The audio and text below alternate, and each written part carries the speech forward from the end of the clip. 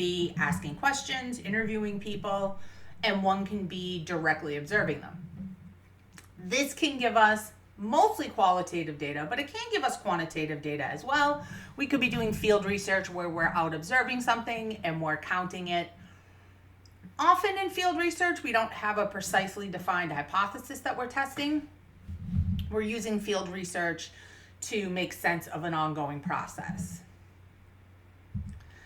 Now, one thing that's important to think about, to know about qualitative research is that it's giving us a comprehensive perspective, okay? We're gonna go directly to some phenomenon, we're gonna observe it as completely as possible. And this enhances validity. It's really good for topics that are best understood by observing them in their natural habitat. So maybe like street level drug dealers, in order to distinguish customers. So one type of qualitative or field research is an ethnography, and this focuses on detailed, accurate description of some phenomenon, some group of people, some experience, as opposed to an explanation for something. So as an observer completing field research, you could take a couple of different roles. One would be complete participation. You participate fully in what the group is doing. Your true identity and purpose are known to your subjects that you're observing. You might be a participant as observer. So the group that you're observing knows that you're a researcher, and you might participate with the group. Observer as participant, you make known your position as a researcher and you do not participate. And then a complete observer observes without participating. So probability sampling is rarely used in field research. It's not really appropriate and it would be pretty difficult to do. Generally, what's happening here is your sample is purposive, okay? We want to keep in mind a couple of things about sampling here. So first of all, we want to start by thinking about how available are the situations that we want to observe. And of those situations that are available to be observed, how accurately do they represent the phenomenon we're trying to study? Are our observations within those situations representative of all observations? And we want to consider how our observations vary by population, space, time, and weather. We also have to think about how we're going to record our observations. We could be in a situation where we have the consent of our participants to directly tape them. You want to make sure that you do have someone's consent when taping them. You want to make sure you're aware of what the laws are in your particular state regarding audio recordings. Are you going to take notes? Are you going to videotape or photographs that or take photographs that can be used of records of before and after of some change maybe that's happening. And we want to make sure we have field notes. Field notes are our observations that we observe, okay, and we're going to write them down. Generally in a field journal, at first they're going to be kind of sketchy notes, and then you're going to go back and write them with more detail, okay? Now, if you're not recording somebody, which often you won't be, you want to make sure that after your interactions, after your observations, you have some time to sit down and record these things while they're fresh in your mind. Otherwise, if you're recording them after the fact or too far after the fact, then we don't know how valid those observations will be. You might also have structured observations. Maybe you have certain things you're looking for and you're kind of checking them off like a tick box. Maybe you're looking to see how many cars pass a particular intersection during a particular time period, and so you're just kind of tallying those as you go.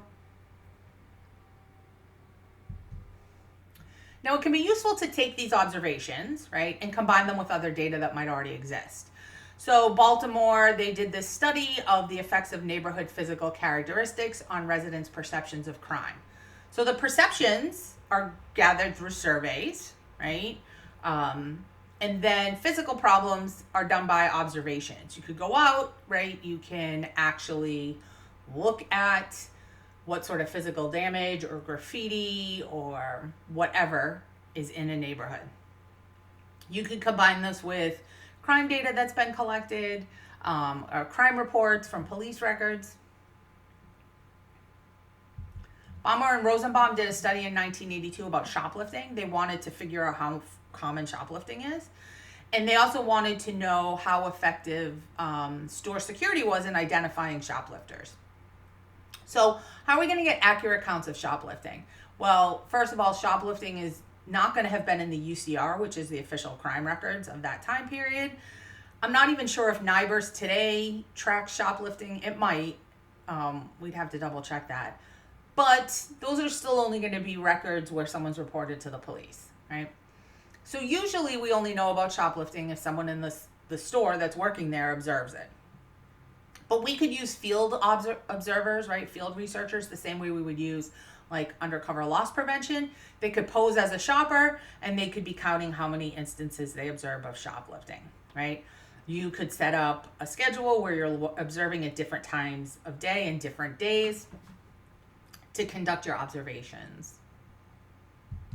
You could have field supervisors count everyone who enters the store, right? And then you could assign observers to follow selected individuals from the time they enter until they leave. So every 20th person, right, could be identified. And then they determine the rate of theft by dividing the number of thefts by the number of shoppers. So 20 shoplifters out of 500 shoppers would be 4% of your visitors to your establishment were shoplifting.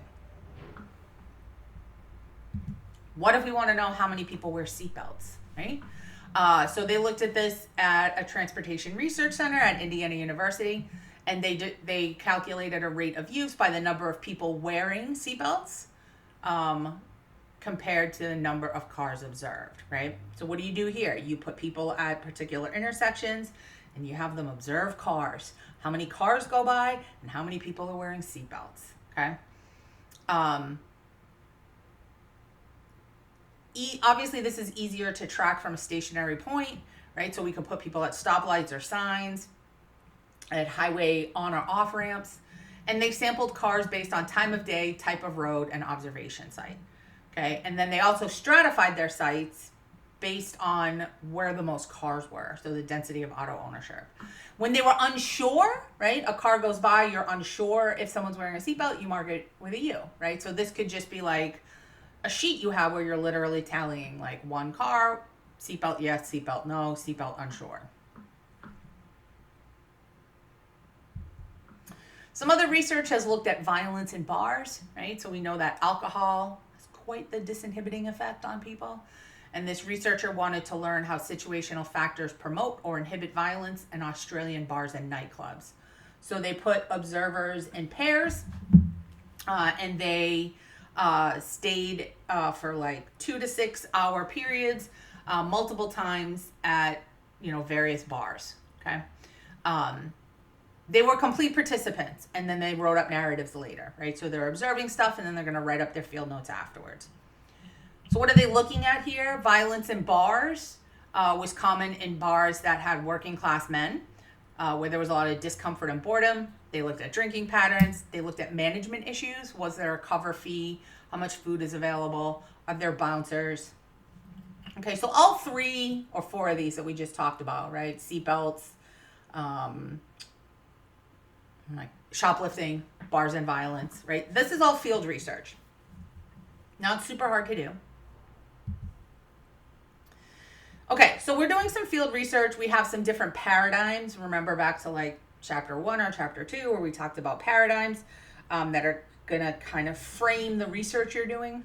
So let's look at some of those. So naturalism is an approach to field research that's based on the idea that there is an objective social reality. We can observe that and we can report it accurately. And ethnography, we talked about a couple minutes ago, that's a report on social life. It focuses on detailed, accurate descriptions. It's not trying to explain things. And institutional ethnography is where the personal experiences of individuals are used to look at power relationships and characteristics of an institution. Okay, so maybe you were going to study like a particular college.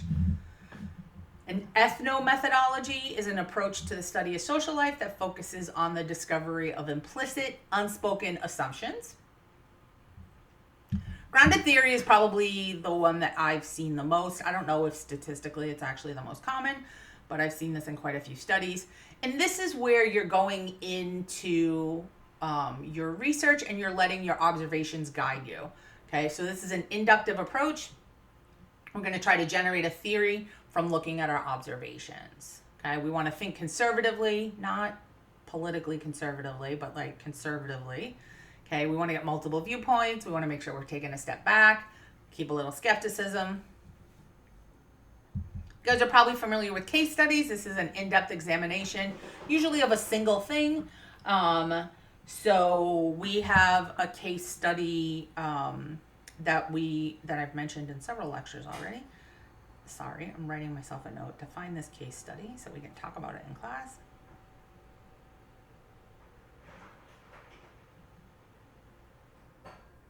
Okay. An extended case method is where we look at a case study observations to look at and improve theories that we have. And then we have participatory action research. So this is where people are engaging in social research, and the people being studied have some measure of control in this. And the goal here is to benefit a disadvantaged group.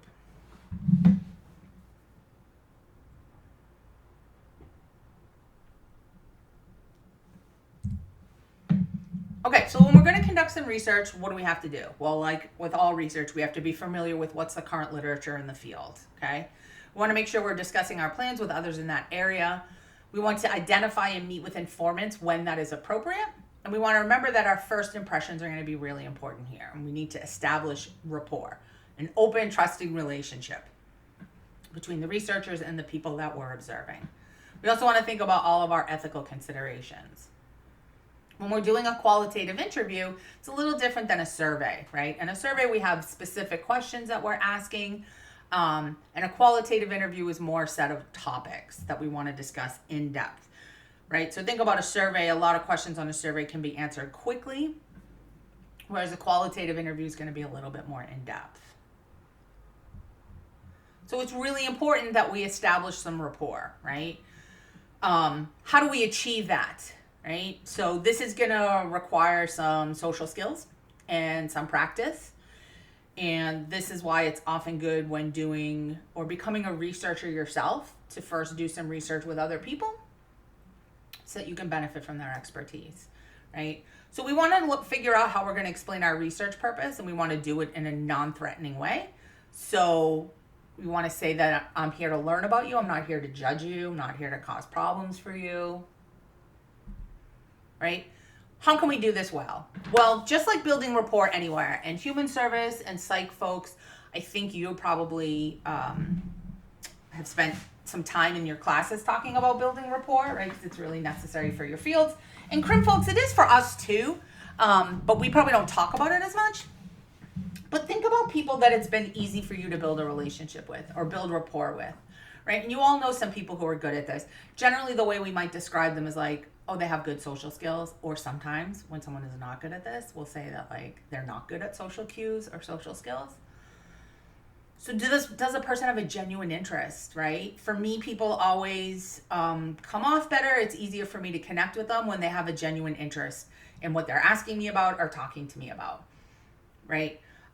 It gives them a sense of self-worth. That's going to make it easier for them to open up to you, and it's going to make them more willing to open up to you.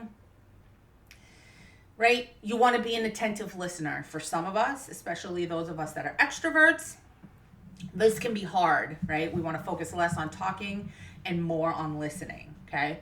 We're talking primarily to get more information and to answer questions they may have. Some of us, I think the place we fall flat on this is someone is telling us a story. We want to jump in and tell a similar story because that's a way that we build rapport, or we're letting someone know like, hey, I get you. But that's not going to be good for these purposes.